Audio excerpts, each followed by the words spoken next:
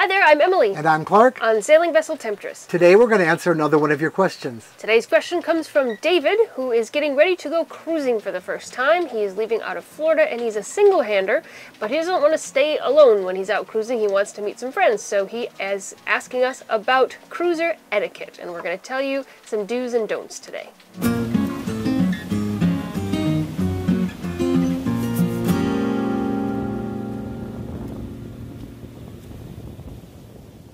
Okay, you're out cruising. If you're alone or, just with your spouse, it's still really nice to meet people. This is a tremendous world for meeting people. Some people are really good at it. They're just gregarious and they meet people easily. And the thing about them back in the world is they've already met enough people.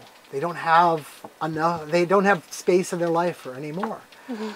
But out cruising, those very people really, really need more friends. That's just how they are. So if you're not that type, as long as you make yourself available and you follow the general etiquette of cruiser life, they're going to grab you in. It's a wonderful way to make friends.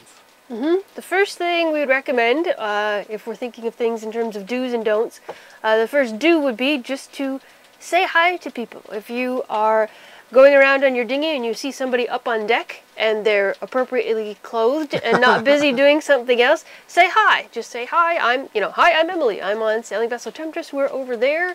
Who are you? And they'll say, oh, we're so and so. We came from such and such a port. We're on our way to such and such a place. You say, oh, my husband's been there. You should stop by any time and we can chat about it. Mm-hmm. It's as simple as that. And some people will keep to themselves and just say, oh yeah, hi, cool, see you later. But most of the time, I would say people just open right up and, there's something, you already both are living on a boat, you're already traveling, you're already far from your original home, so you already have something in common. And it's pretty easy, just say hi. Mm-hmm.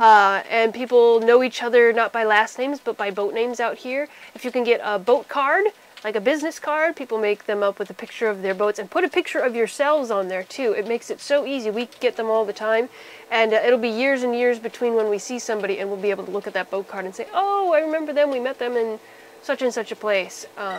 It's a really great way to meet people. So just say hi and carry boat cards would be my first tip. Okay. There's also a lot of pseudo-organized things. If you're in a cruisy place like Georgetown, there will be a VHF net every day or at least every week. You can participate in that, get yourself known a little bit. Somebody will ask for help, help them out. There's also potlucks. It's just a common thing cruisers do. We get together and share food on the beach. Just everybody brings a thing. That'll be organized if you're in a place like that. But any place, anybody can throw a potluck. Just get on the radio and say, tomorrow, let's all meet for lunch on the beach and bring something. See you to there. And you'll be surprised. Almost everybody will show. Everybody eats. Everybody has something to share. And it's something that happens a lot out here. Mm-hmm. Mm-hmm. There are other things that go on. I've met a lot of people through music. If you play a musical instrument, or offering to give people ukulele lessons, because a lot of people have ukuleles aboard their boat and they don't know how to play them. Or potlucks, like you said. Sometimes there's poker things. People get together to play cards, or dominoes is a big thing like that. So anything that's easy and accessible, you can organize it on a VHF radio, and very often people will come. Most of the social that I've done on Temptress before she came along with music was inviting people over for dinner or being invited onto their boat for dinner. We have a lot of board games. I've always had board games on board. So chatting over some light drinks after dinner, playing board games is a wonderful evening. But if someone invites you on your boat, since this is an etiquette video, if someone invites you for dinner, you say, thank you very much, what can I bring?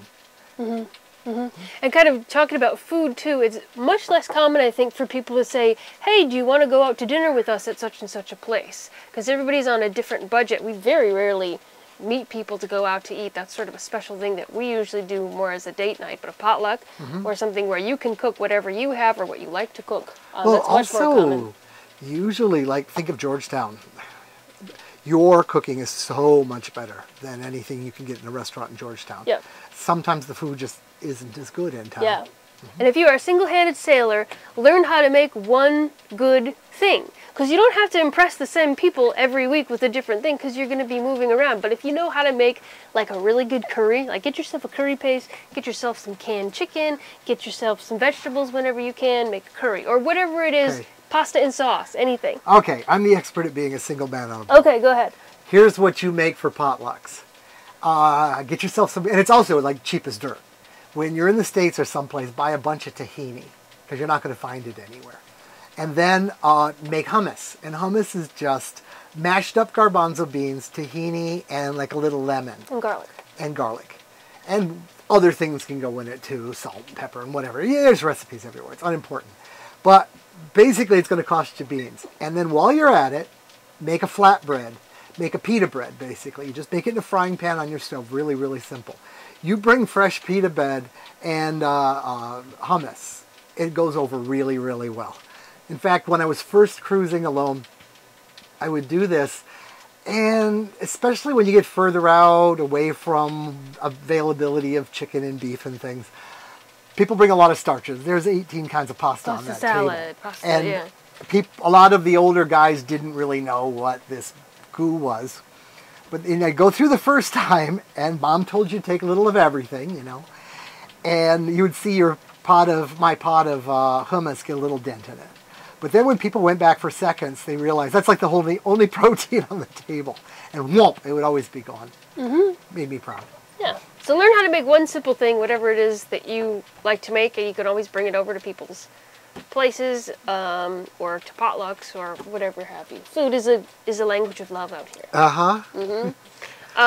And there is a lot of drinking in the culture. It's very common if somebody invites you aboard their boat to offer you a beer or a drink. You do not have to drink out here, and some people drink too much out here. In fact, some people transition into this life having only had drinks like on the weekend, and then they get out here and they start drinking every day, and it doesn't end well. It's this thing where if you just use your boat on the weekend, boat meant drinking. And that was fine because then you dried out during the weekend. As I came down the West Coast, we kind of picked up more cruising boats because we were all traveling with the weather. When we picked up the Southern Californian group and they joined us, when they were all fine until we got down to places up in the Sea of Cortez where it was safe. And so many of them just started drinking too much. Most of them didn't make it through the year. They just didn't find joy anymore. They were just drunk all the time and they didn't move their boat.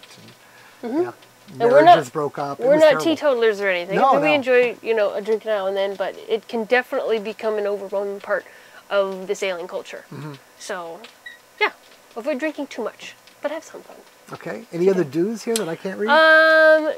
You can help people out. Help people out, yeah. And there's so many opportunities. Good karma. It could be like how to fix something, which is kind of my thing. But middle of the night, someone breaks through drags their anchor and they're up on a sandbar. They need like 5 dinghies that can come over and follow the captain's instructions, but provide your horsepower to push them off. And if you show up in the middle of a rainy night and help them, they're going to remember it. In fact, the other guys they're helping look around and says, who are the responsible guys? I grew up in a really small town and all the responsible men were firemen. And that was kind of like the guys that weren't firemen were the ones you didn't trust and hung around bars. It was just like you were a fireman and you weren't. And out here, we have this volunteer type life as well. Yeah, if you listen to hear things on the radio, you'll often find people that need help. And sometimes it's just as simple as, like I was doing a project last month where I needed a bunch of clamps and I didn't have enough clamps. And I got on the radio and said, does anybody have any extra bar clamps? And I had dinghies from 3 directions coming to offer me bar clamps because they just wanted the social interaction of being able to give somebody something. And I was able to give it back and have a conversation with them. And, anytime you can give a little bit of karma, and keep that just flowing. And if you give freely, we've found anyway, the community will give freely back to you. We got known to be particularly helpful in Georgetown, and I helped so many people with refrigeration that year I had run out of gas. And ours went dead at a very nasty time in the evening.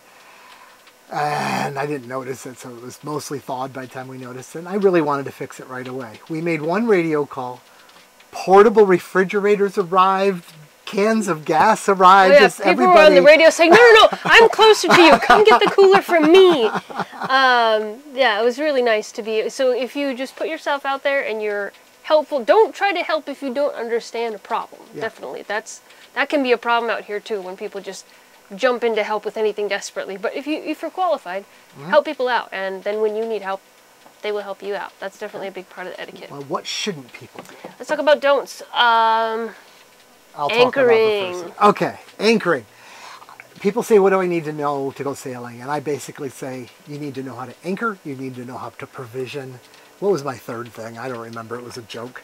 Have a bad memory. Oh, and have a bad memory. We'll probably explain that in another video. But anchoring is the only thing you really, really need to be an expert on. I mean, you can motor your boat through the whole Bahamas.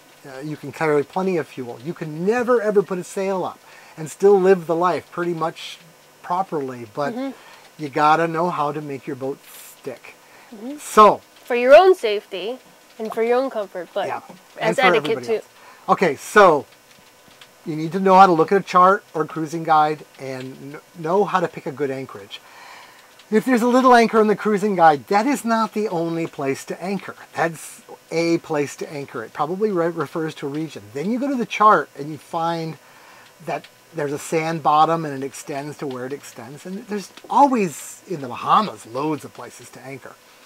If you come into a bay and someone's anchored someplace, that doesn't mean that's the right place to anchor and you anchor right on top of them. Give them some room. You've got dinghies you can travel between.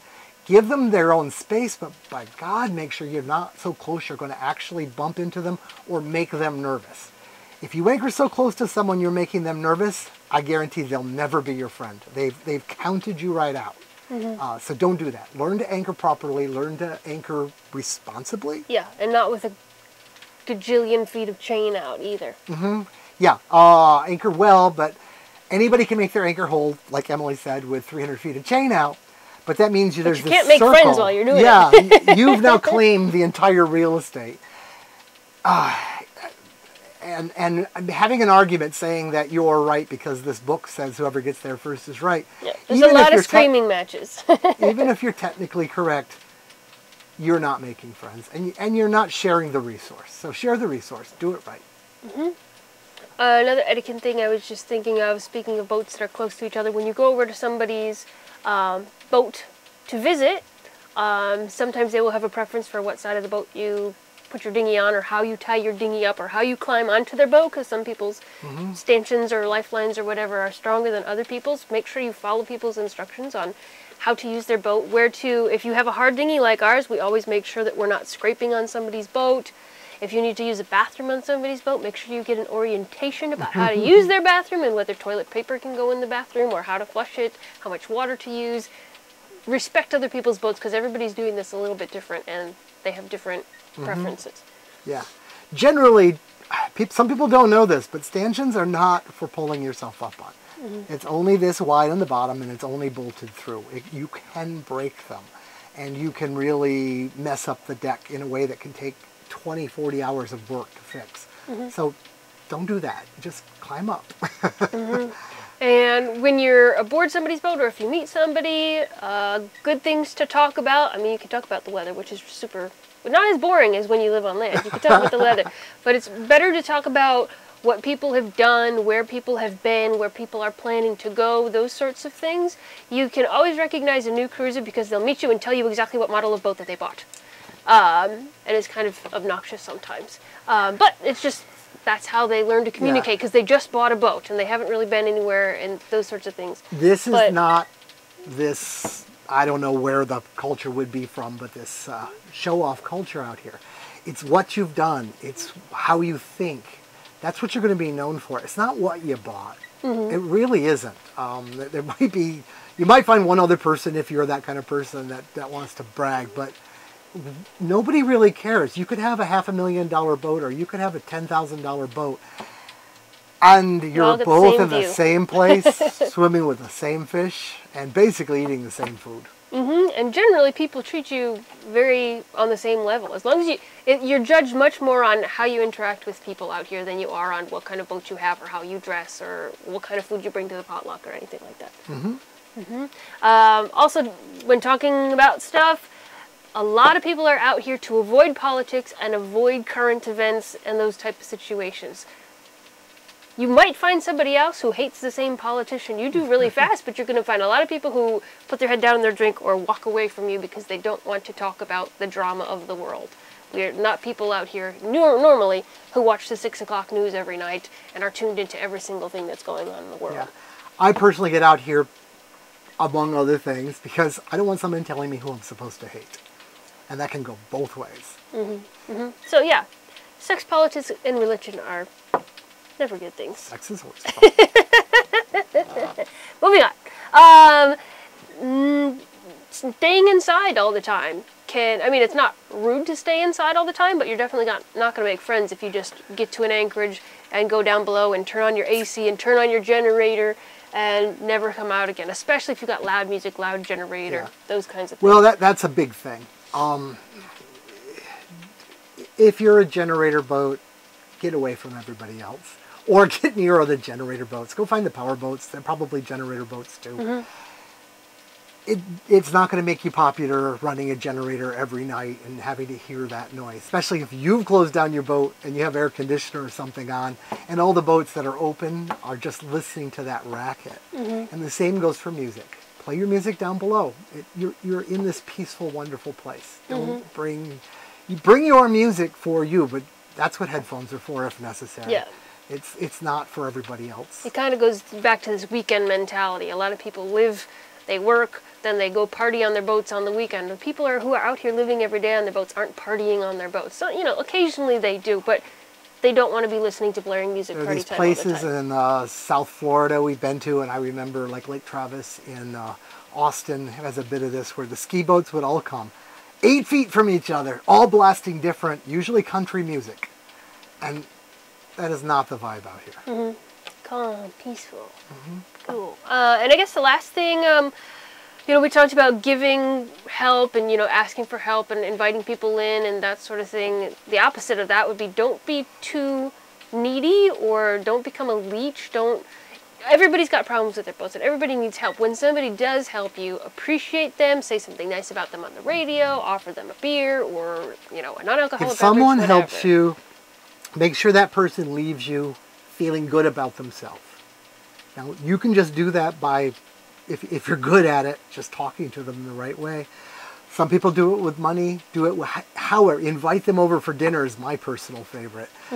Give them of your time, But there are a few leeches out here that just demand people come over and help them, demand they give them boat parts, and then kind of say screw you afterwards. Right. Or they invite you over because something broken and then they try to tell you how they think it should be fixed even though they haven't been able to fix it themselves. So there's being humble out there and in asking for help is also a good thing. Yeah. Can you think of anything else? Do's or don'ts? No, that's like way too much preaching. We've really gone over. Don't preach. I hope that answers your question. If you've been out there sailing for a while and you have ideas about do's or don'ts, please leave them in the comments. If you have other questions about do's and don'ts, you can leave them in the comments. We're not the only people out here, and we have a particular style of cruising. I think we're pretty middle of the road. We're not pretty extreme either way, so that's our take on it. But overall, have fun, be a nice person, and people will be nice back to you, essentially. Oh, yeah. I don't know if this fits in or not, but this is something I've discovered, and like if you live in New York City, you might not ever, in an apartment, all jammed together, you might not actually meet your neighbors, because that neighbor might end up being a little crazy, and you're stuck. It might be like Kramer from Seinfeld, right? And then you'd be stuck living next to them, and you can't really move, and they won't move, and it could be bad. So people tend to just not look. And I've lived in apartment buildings, and I know how that is. I lived in a small town. I grew up in a small town. And that's a lot more open, because you have a little more space, and you've got like fences on your yard. They say the thing, fences make good neighbors. Well, cruising is the ultimate in that. You can freely go visit anybody. And if they're right beside you and you don't like them, just wait 2 days so it's not obvious, pick up your anchor and move your boat. And because you can move away so easily, there's no risk. You can be so open. Yeah. Yeah. Pretty cool. Well, I think that's all. No. I think that's all we've got to say. I hope that answered your question. So leave more advice, leave more questions, and we'll keep answering them. Bye. Bye.